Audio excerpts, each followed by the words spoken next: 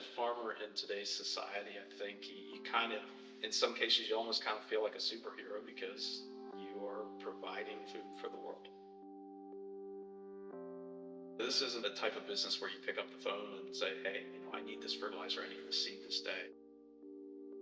We're planning for the next year before we've even got the crop planted for that year.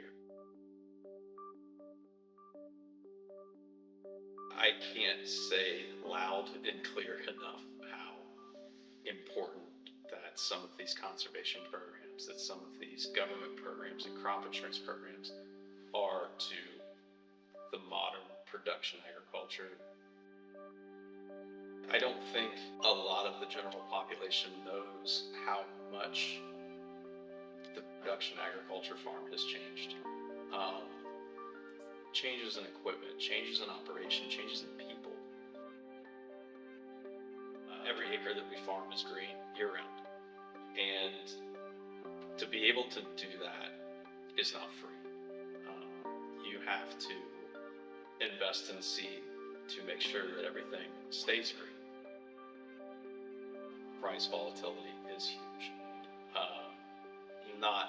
Not knowing, when to pull the trigger on some of your inputs, not knowing when to pull the trigger on selling some of your crops.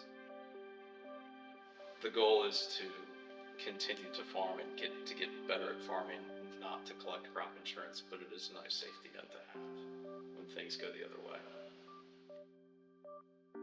If we can make management decisions that affect our bottom line and make sure that we come back another year to continue our operation, that's the name of the game.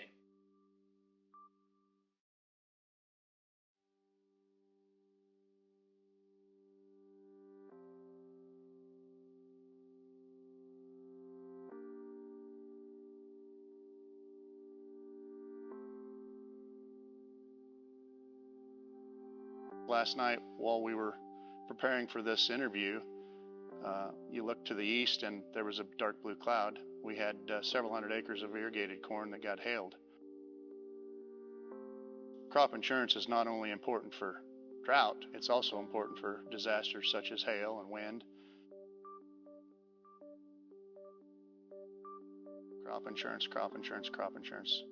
It is so important to agriculture, certainly in our area. And then you throw the drought on top of that, it has been even more important.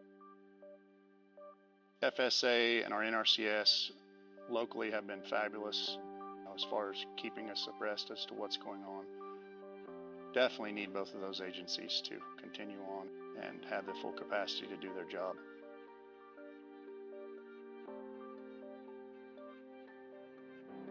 Crop insurance doesn't make you whole to the point you would have been with a normal crop, but without it, it would have been devastating. I mean, there would have been people that probably had trouble getting operating loans because when you can't insure that guarantee with your crop insurance, a lot of these banks are probably going to be unwilling to work with you, especially these younger farmers that don't have a very good balance sheet yet.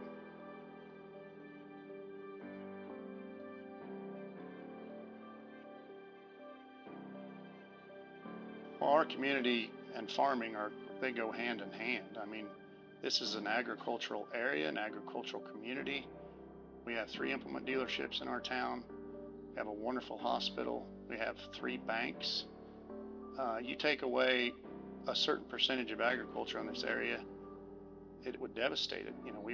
Our small town is thriving, but it's barely thriving. And you remove some of those factors. If we have to eliminate a bank or we have to have an implement dealership, that has to go away because we have less set production agriculture, then this town goes away. And so whether it be the local feedlot that takes our crops, the ethanol plant that's 80 miles away that takes our crops, it all works hand in hand. And agriculture is the backbone of middle America and the backbone of the country, in my opinion.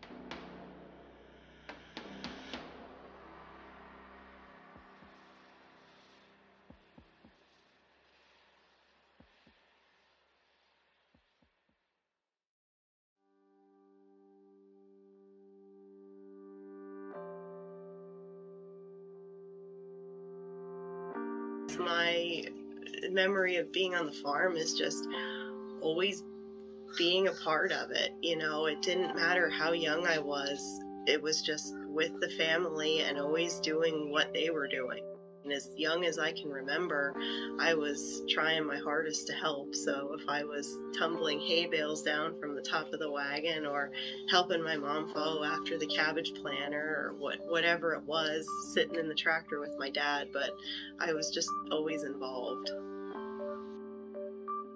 There are days where it's definitely makes you think, why do we get up and do this every day? But there is a lot invested with the amount of years that the family has in the farm. There's a lot of pride there to keep that going year after year. Farmers are very good at adapting, and I think when it's all said and done, sometimes we thrive on the challenge of it. Last year in 2022, we had a pretty bad drought in our area. It was spotty. We would have thunderstorm rains come through, but you could be sitting in a spot that was super dry. Corn was drying up in the field, and a couple miles down the road, somebody could be getting the rainstorms and be in much better shape.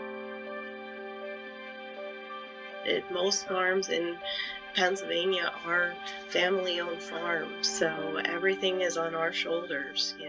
The pressure to keep it viable and keep it going. Everything we do, we have to think about every aspect.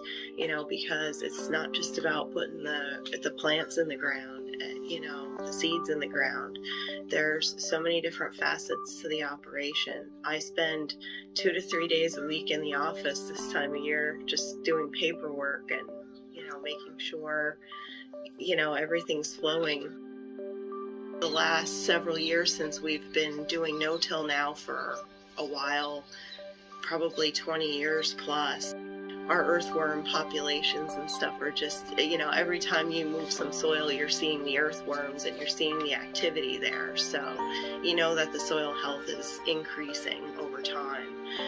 And also that's a benefit to water quality, because you don't have the soil and the nutrients leaching out, getting into the water. International trade is important. We want to continue to see an open trade relationship where we have it now, and hopefully we can continue to expand that, because it's only going to help our markets for our farmers. As our farmers become more efficient, we're doing a better job at getting better yields off of each acre that we grow, so we have the grain available and we have it there to sell, and we need to have the markets available. Always trying to look at new and better things, new and better technology that we can use to do a better job at conservation.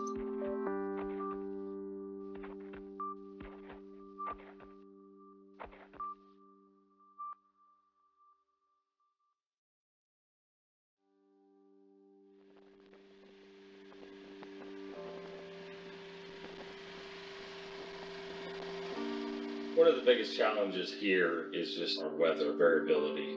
We can be very wet, very dry, and very hot. Those changes are typically dramatic and fast acting.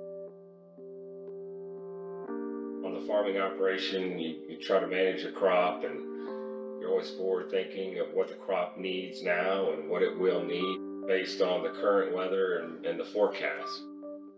That's the thing about farming. There's no fixed cost in any part of the equation.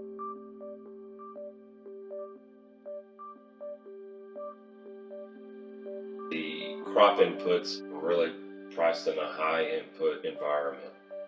It just creates a higher risk of netting out or break even. The corn that's produced in this area is predominantly used in about 150-mile radius. Most of it goes to a feed mill where it's used for cattle or poultry. The farm bill provides the safety net to the farmer, but in return provides stability to our overall food and fiber production, so that we can produce our food and fiber domestically and globally as well. I always feel it's important that the soil is there for this year, next year, for generations beyond. Those soil conservation practices help in that goal.